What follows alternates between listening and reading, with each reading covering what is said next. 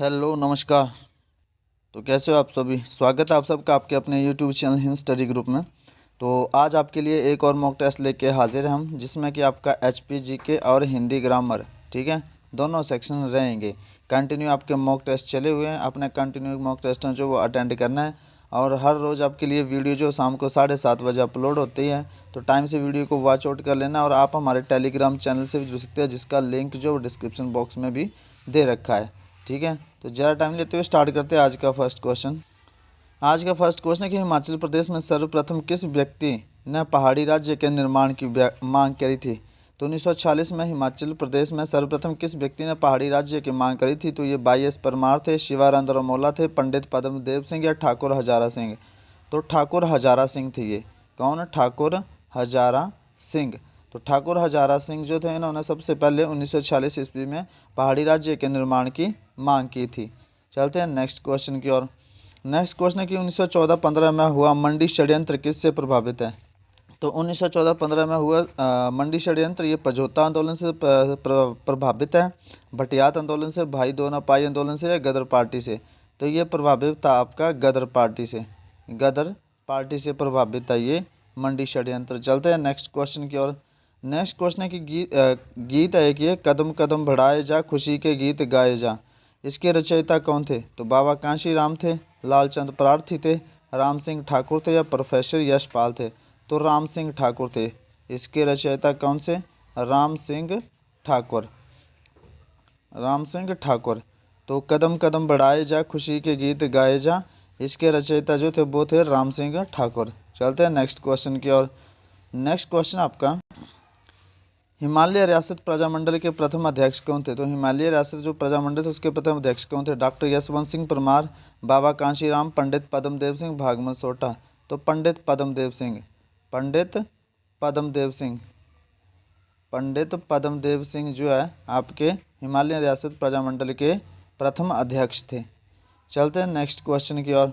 Next question है कि सुकेत सत्याग्रह का नेतृत्व किसने किया। तो पंडित पद्मदेव सिंह ने किया था, भागमत सोटा या हरिदास ने, जवाहरलाल नेहरू ने। तो ये भी आपके पंडित पद्मदेव सिंह ने करा था। किसने? पंडित पद्मदेव सिंह। पंडित पद्मदेव सिंह ने जो सुकेत सत्याग्रह का जो वो नेतृत्व किया था। चलते हैं नेक्स्ट क्वेश्चन की ओर। नेक्स्ट क्वेश्चन आपका कि सोनितपुर किसका पुराना नाम था। तो सोनितपुर सराहन का, धमेरी का, धर्मशाला या ब्रह्मपुर। तो सोनितपुर जो वो ये सराहन का पुराना नाम था। सोनितपुर सराहन का पुराना नाम था। और सराहन कहाँ पे आपका पड़ता? शिमला डिस्ट्रिक्ट में। तो शिमला डिस्ट्रिक्ट में आपका सराहन पड़ता है। और सोनितपुर जो है, ये जो आपका सोनितपुर है, ये सराहन का क्या था? पुराना नाम। चलते हैं नेक्स्ट क्वेश्चन की ओर। नेक्स्ट क्वेश्चन है कि नाहन शहर की स्थापना किसने की थी। तो ये सुमेर प्रकाश ने की थी, बुद्धि प्रकाश ने, सुख प्रकाश ने, कर्म प्रकाश ने। तो नाहन शहर की स्थापना जो आपके कर्म प्रकाश ने करी थी। कर्म प्रकाश। कर्म प्रकाश जो इन्होंने नाहन शहर की स्थापना की थी। चलते हैं नेक्स्ट क्वेश्चन की ओर। नेक्स्ट क्वेश्चन है कि ब्रह्मपुरा किसका पुराना नाम था। तो ब्रह्मपुरा धर्मशाला का पुराना नाम था, धमेरी का, भरमौर का या किरग्राम का। तो ब्रह्मपुरा जो आपका ये भरमौर, भरमौर का पुराना नाम क्या था? ब्रह्मपुरा। चलते हैं नेक्स्ट क्वेश्चन की ओर। नेक्स्ट क्वेश्चन है कि कोखन वन्य जीव अभयारण्य किस जिले में है। तो क्यास हो गया, कंवर हो गया, कोखन हो गया, कौन सा? कोखन, क्यास, कंवर, कोखन, सैंज, तीर्थन, मनाली। ये सारे वन्य जीव अभयारण्य जो आपके ये कुल्लू डिस्ट्रिक्ट में स्थित हैं। किस डिस्ट्रिक्ट में? कुल्लू डिस्ट्रिक्ट में। तो क्यास, कंवर, कोखन, सैंज, तीर्थन, मनाली जो आपके ये कुल्लू डिस्ट्रिक्ट में स्थित है, ये सारे वन्य जीव अभयारण्य। चलते हैं नेक्स्ट क्वेश्चन की ओर। नेक्स्ट क्वेश्चन है कि जाजूराणा, जाजूराणा प्रजनन केंद्र कहाँ पर स्थित है। तो ये सराहन में, डलहौजी में, करसोग में या धर्मशाला में। तो ये भी आपका सराहन में। कहाँ पे? सराहन में। ये भी सराहन में जाजूराणा प्रजनन केंद्र जो है सराहन में स्थित है। तो चलते हैं नेक्स्ट क्वेश्चन की ओर। ये आपका हिंदी का सेक्शन था। अब आपका ये आपका एचपीजी का सेक्शन था। अब आपका हिंदी का सेक्शन आगे स्टार्ट होता है। तो चलते हैं नेक्स्ट क्वेश्चन की ओर। नेक्स्ट क्वेश्चन है कि पंक्ति में जहाँ मानो, जनु, जानो आदि आ जाए वहाँ कौन सा अलंकार है। मतलब ये शब्द आ जाएं, कौन कौन से? मनु, जनु, मानो, जानो, मनहु, मनहु। ये शब्द आ जाए किसी भी अलंकार में, किसी भी काव्य में, तो वहाँ पे कौन सा अलंकार हो जाता है? वहाँ पे अलंकार हो जाता है आपका उत्प्रेक्षा अलंकार। कौन सा अलंकार? उत्प्रेक्षा अलंकार। और जहाँ पर वर्ण की आवृत्ति बार बार हो वहाँ पे अनुप्रास अलंकार। यमक अलंकार, जहाँ पर शब्द की आवृत्ति बार बार हो वहाँ पर यमक अलंकार। और जहाँ पर क्या करी जाए? उपमा करी जाए, उपमेय की उपमान से तुलना करी जाए, वहाँ पर उपमा अलंकार। तो पंक्ति में मानो, जानो, जनु आदि आ जाए वहाँ पर कौन सा अलंकार होता है? मतलब ये शब्द आ जाएं, ये शब्द आ जाएं तो कौन सा अलंकार होता है? तो वो होता है आपका उत्प्रेक्षा अलंकार। चलते हैं नेक्स्ट क्वेश्चन की ओर। चौपाई के प्रत्येक चरण में कितनी मात्राएं होती है? तो चौपाई कौन कौन से होते हैं छंद आपके? ये आपके एक हो गया चौपाई, और भी होते हैं, एक हो गया रोला, एक हो गया गीतिका, एक हो गया हर गीतिका, हर गीतिका। तो चौपाई के प्रत्येक छंद में 16 मात्राएं होंगी, ठीक है। रोला के प्रत्येक छंद में 24 मात्राएं होंगी, और गीतिका के प्रत्येक छंद में आपकी 26 मात्राएं होंगी, और हर गीतिका के प्रत्येक छंद में 28 मात्राएं होंगी। तो ये आपने याद रखना है कि चौपाई के प्रत्येक छंद में 16 मात्राएं, रोला के 24, गीतिका के 26, हर गीतिका के 28। तो चौपाई के प्रत्येक चरण में 16 मात्राएं होती है। चलते हैं नेक्स्ट क्वेश्चन की ओर। नेक्स्ट क्वेश्चन आपका, वाच्य कितने प्रकार के होते हैं? तो वाच्य यहाँ पे दे ही दिए 3 प्रकार के होते हैं। एक कृत वाच्य है, जहाँ पर कर्ता की प्रधानता रहती है, जहाँ पर कर्ता की प्रधानता होती है वहाँ पर कृतवाच्य, जहाँ पर कर्म की प्रधानता होती है, जहाँ पर कर्म की प्रधानता होती है वहाँ पर कर्मवाच्य। और भाववाच्य में क्या होता है कि कोई भी चीज़ वो नेगेटिविटी में चलती है, ठीक है। लेकिन वो ऐसा होगा जैसे राजेश खाना नहीं खाता है, राजेश खाना नहीं खाता है। तो ये आपका जहाँ पे नेगेटिव होगा वो आपका भाववाच्य होगा, लेकिन ये वाला ऐसा सिंपल में भाववाच्य नहीं होगा। जैसे भाववाच्य कौन होगा? जैसे मैं लिखता हूँ, राजेश से खाना नहीं खाया जाता, नहीं खाया जाता है। तो ये होगा आपका भाववाच्य। ये नहीं होगा कि राजेश खाना नहीं खाता है, ये होगा कि राजेश से खाना नहीं खाया जाता है, जहाँ पर भाव की प्रधानता रहती है, ठीक है। राजेश से खाना नहीं खाया जाता, ये आपका भाववाच्य है। तो वाच्य 3 प्रकार के होते हैं, कृतवाच्य, कर्मवाच्य, भाववाच्य। ये ऑप्शन में पहले मेंशन कर रखा है। चलते हैं नेक्स्ट क्वेश्चन की ओर। नेक्स्ट क्वेश्चन आपका, अंधकूप में कौन सा समास है? तो अंधकूप, अंधकूप, अंधकूप मतलब अंधा कुआं, अंधा कुआं। तो इसमें अंधा क्या विशेषता आ गई? क्या आ गई? विशेषता आ गई। तो जहाँ पर विशेषण या विशेषता आ जाए वो आपका समास कौन सा होता है? कर्मधारय समास होता है। बहुब्रीहि समास क्या होता है? नीलकंठ। जहाँ पर शब्द का अपना अर्थ नहीं होता बल्कि किसी और की तरफ इशारा करता है वो आपका बहुब्रीहि समास। तत्पुरुष समास में कारक विभक्तियाँ आती हैं। द्वंद्व समास में क्या होता है? योजक चिन्ह होता है, दोनों पद प्रधान होते हैं। चलते हैं नेक्स्ट क्वेश्चन की ओर। नेक्स्ट क्वेश्चन है कि चौराहा, चौराहा, चौराहा तो मतलब क्या हो गया?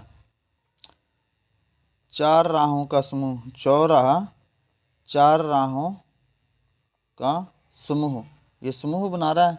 और ऊपर से पहला पद क्या है? संख्यावाच्य क्या है? पहला पद संख्यावाच्य क्या है? समूह बना रहा है। तो आपका समास हो जाएगा द्विगु समास। कौन सा समास हो जाएगा? द्विगु समास। ये दोनों में से एक ऑप्शन नहीं है आपका, इसका राइट आंसर हो जाएगा द्विगु समास, द्विगु समास। क्योंकि क्या है? चौराहा 4 राहों का समूह, एक तो शब्द संख्यावाचक आ रहा है, ऊपर से समूह बना रहा है, तो ये आपका द्विगु समास हो जाएगा। चलते हैं नेक्स्ट क्वेश्चन की ओर। नेक्स्ट क्वेश्चन है कि आ कौन सा स्वर है? ठीक है, तो आ जो आपका पश्च स्वर है। आ कौन सा स्वर है आपका?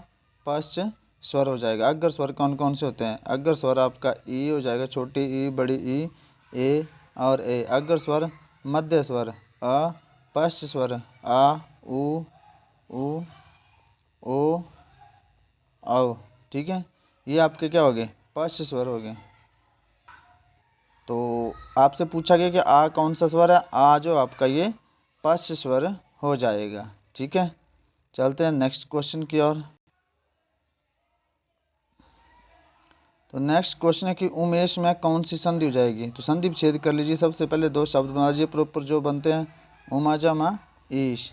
तो इसमें क्या आ जाएगा, आ और ई।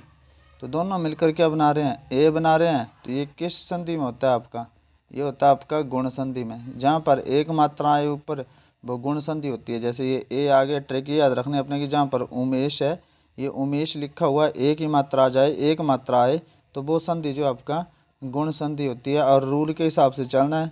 तो फिर पहले इसका संधि विच्छेद कर लो, उमाश उमेश, उमा जमा ईश, और यहाँ पे आ और ये के बड़ी ई दोनों मिलकर क्या बनाते हैं, ए बनाते हैं। ये रूल के हिसाब से और ये ट्रिक के हिसाब से थोड़ा सा, कि जहाँ पर एक मात्रा आ जाए वो गुण संधि, और रूल के हिसाब से आ और ई मिलके ए बनाते। जैसे उमा, माँ से आ गया, ई से बड़ी ई आ गई, और ईश ए बन गया, मतलब ए आ गया। तो ये रूल के हिसाब से है। तो ये आपकी संधि हो जाएगी गुण संधि। चलते हैं नेक्स्ट क्वेश्चन की ओर। नेक्स्ट क्वेश्चन है कि देवालय में कौन सी संधि है। फिर संधि विच्छेद कर लीजिए आप, देव जमा आलय। तो यहाँ से अ आ गया, यहाँ से प्लस आ गया, तो ये क्या बन गया, बड़ा आ बन गया। तो ये क्या बन गया, देवालय। ये किस में होता है आपका, ये दीर्घ संधि में होता है। जब दो स्वर आपस में मिलकर अपना रूप बड़ा कर लेते हैं तो वो कौन सी संधि होती है, दीर्घ स्वर संधि हो जाएगी। तो देवालय में कौन सी संधि है, दीर्घ संधि। चलते हैं नेक्स्ट क्वेश्चन की ओर। नेक्स्ट क्वेश्चन है कि ओ और औ कौन सी ध्वनि है। ओ और औ जो ये कौन सी ध्वनि है। तो ओ और औ, ओ औ ये ध्वनि है आपकी कंठोष्ठ्य ध्वनियाँ। कौन सी, कंठोष्ठ्य ध्वनियाँ। ए और ए ये आपकी दंतोष्ठ्य ध्वनियाँ, ठीक है। फिर आपका व दंतोष्ठ्य नहीं, ये कंठ तालव्य है। ये जो ध्वनि है आपकी कंठ तालव्य, कंठ तालव्य। और व और फ ये है आपकी दंतोष्ठ्य। व और फ जो आपकी ये दंतोष्ठ्य। तो ओ और औ कंठोष्ठ्य, ए और ऐ कंठ तालव्य, ठीक है। और व और फ दंतोष्ठ्य। तो पूछा गया ओ और औ कौन सी ध्वनि है, ये है आपकी कंठोष्ठ्य। तो ये ध्वनि हो जाएगी आपकी कंठोष्ठ्य ध्वनियाँ। चलते हैं नेक्स्ट क्वेश्चन की ओर। नेक्स्ट क्वेश्चन है कि ट वर्ग, टी नहीं ट, ट का उच्चारण स्थान क्या है। तो ट हो गया, ठ हो गया, ड हो गया, ढ हो गया, अण हो गया। इनका उच्चारण स्थान जो आपका क्या है, मूर्धन्य। इनका उच्चारण स्थान मूर्धन्य। और आता है ये कौन से वर्ग में है, ये आता है आपका ट वर्ग में। उच्चारण स्थान मूर्धन्य और वर्ग है इसका ट वर्ग। तो ट का उच्चारण स्थान क्या है, मूर्धन्य हो जाएगा, ठीक है। तो ये था आपका आज का सेशन। आई होप आपको सेशन पसंद आया होगा। तो मिलते हैं नेक्स्ट सेशन में, तब तक के लिए जय हिंद जय भारत।